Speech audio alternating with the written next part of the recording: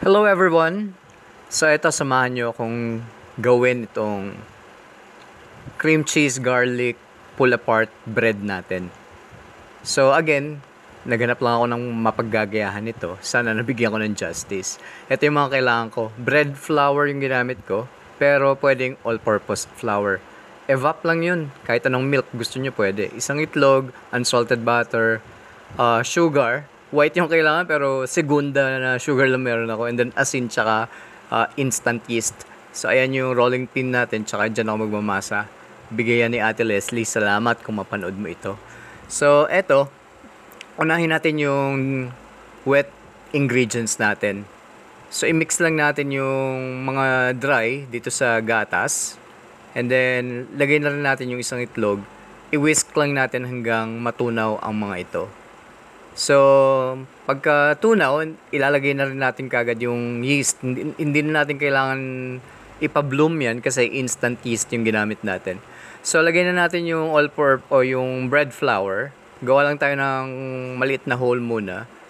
Normally, dapat dahan-dahan pagbuhos niyan. Pero pwede nang ibuhos nyo ng sabay-sabay kasi sukat naman yung ingredients na yan.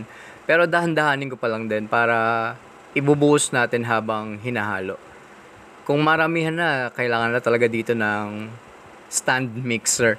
Nilagyan ko ng vanilla para bumango ng konti. Kasi matapang masyado yung amoy ng instant yeast. So sabi nila, pagka nakapaggawa ka ng magandang dough, dapat yung bowl, simot na simot, walang natira doon sa bowl na yun. So yun na, nilagay ko na yung butter, tsaka na natin mamasahin. Gamit ako ng konting oil pa. May konting olive oil. Olive oil ang ginamit ko. Pero yung later part, nalagyan ko na ng konting canola. Anyway, ayan. Minasa lang natin. Siguro for about 7 minutes. Kasi maliit lang naman yung dough. And after mamasa ng konti, hinugasan ko yung kamay ko. Kasi daw, with a clean hand, dapat hindi na dumidikit yung dough pag minamasa mo na ulit. So, masahin pa natin hanggang maging okay na yung texture ng dough. Dapat daw yung parang nagwi-window type ba tawag doon? Basta yung parang film na yung texture ng dough. Hindi ko pa nga masyado na-achieve kasi napakalagkit nitong dough na to. Anyway, ayan, tinapos ko na. I-form lang natin into ball yan. Binalibalibag ko pa yata yung konti. Kasi parang iba, ganun nakikita ko eh. So, ayan, nilagyan ko lang din ng oil yung bowl na paglalagyan natin para paalsahin siya. Binalot ko lang ng cling wrap, pero yung clean cloth pwede na rin. So, habang pinapa-bloom yun or pinapaalsa, gawa tayo ng filling nito. Ayan, softened butter, tsaka dinagdagan ko ng cream cheese. Yung ginaya ko kasi walang cream cheese. Butter lang, tsaka minced garlic. So, kailangan niya doon ng parsley na fresh pero dried lang yung meron ako. Sina-sun-dried ko lang yan, bumibili ako ng fresh.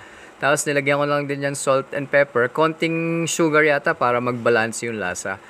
And then, ayan na nga, umalsa na yung dough natin. Yan yung nakakatakot na part eh, yung pag nagmasa ka tapos hindi aalsa. So ayan, nirelease na natin yung pressure, yung hangin na nabuo dun sa loob pala. So, mamasahin natin ulit ng konti. Actually, hindi ko na pala minasa. Ayan, gamit tayo ng rolling pin. As much as we can, sana maging rectangle yan. Pero yung pinagmamasahan ko kasi halos parang pabilog eh.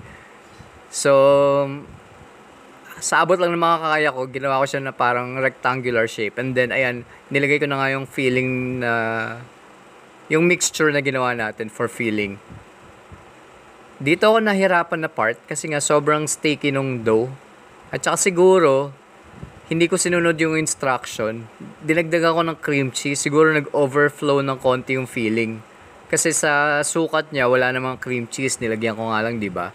So, ayan, ganyan yung paggawa ng ng cinnamon rolls. Ilalatag mo lang na pa-rectangle and then lalagay mo yung mga filling ng cinnamon. And then, ikakat mo yan.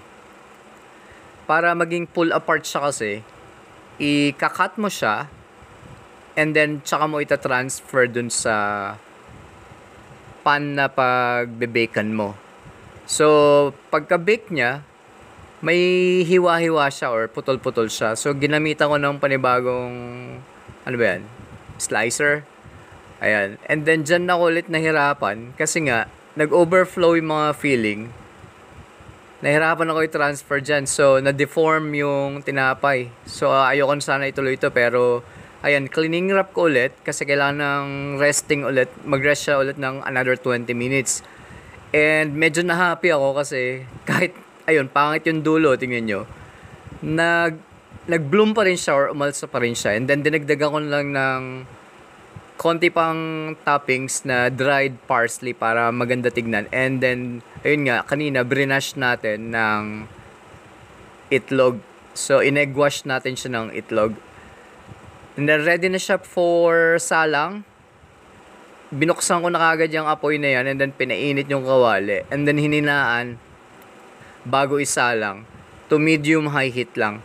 180 yung in-achieve ko dun sa temperature gauge natin.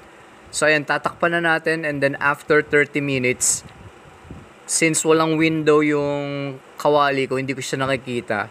After 30 minutes ko lang yung binuksan, ayan, medyo okay na. May naririnig-rinig ako dyan habang binibake. Ayun, nalaglag pala kasi yung kaperaso. Kasi nga, sobrang umalsa siya. Hindi siya masyadong nagkasya do sa baking pan na ginamit ko. And then, para maging shiny siya, nilalagyan siya ng butter on top. Ayan. So, ayan guys, na-bake natin yung tinapay gamit ang kawali.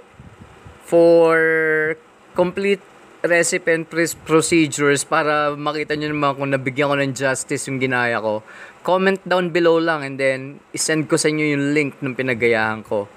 Eto guys, tignan natin yung loob ng cream cheese garlic pull apart bread natin. Ayun nga, kaya siya tinawag na pull apart. Kahit hindi mo hiwain, na-slice na natin nung dough pa lang siya. Ayan. Pwede mong hilahin kahit hindi siya hiniwa ng kutsilyo, parang ganun. Ayan. Napakalambot niyan guys. Kasi nga, napakalambot nung dough niya. Sobrang naging happy ako dito. Sana na-enjoy nyo yung video na to guys. Ayun yung ilalim niya, hindi nasunog. Pero tingin ko, kung in-extend ko pa to ng 3 to 4 minutes, mas okay siya. And again guys, if you like this dancing bread, please like and share naman and follow me for more.